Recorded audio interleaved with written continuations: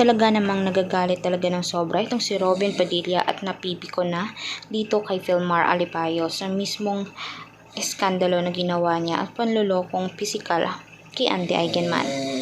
Sinapak pala niya ito noong isang araw noong nagkaroon ng party dahil nga mismo nalaman niya na napahiya siya sa social media at nakita din niya ang mga viral post tungkol sa kanya na tila parang kakaiba umano na ang tingin ng mga tao ay babaero siya, which is totoo naman.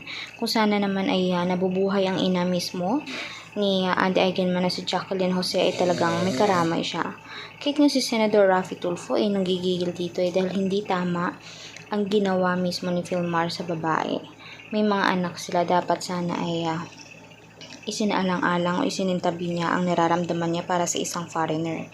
Dapat naman sana ay huwag bigyan ng sakit ng ulo si Andy dahil lalong-lalo na si Andy talaga ang tumataguyod sa kanilang hanap buhay at sa kanilang mismong pamilya. Pundasyon at mismong ilaw ng tahanan si Andy. Kahit nga si Idol Robin Padilla, inaanak niya kasi si Andy, ay gigil na gigil, napaluhan at tila parang gusto niyang gabayan ng mabuti itong si Andy dahil wala na nga siyang ina, wala na ring ama. At dito naman, nakasalalay naman ang kanyang kahihinatnan sa kamay ni Filmar dahil sila mismo ang magkasama araw-araw. Ito palang babae at tila halata naman na hindi maganda. Dala lamang iyon ng makeup kung bakit minsan ay looks pretty nga, diba? Kaya naman anong masasabi niyo dito patungkol kay Filmar Alipayo?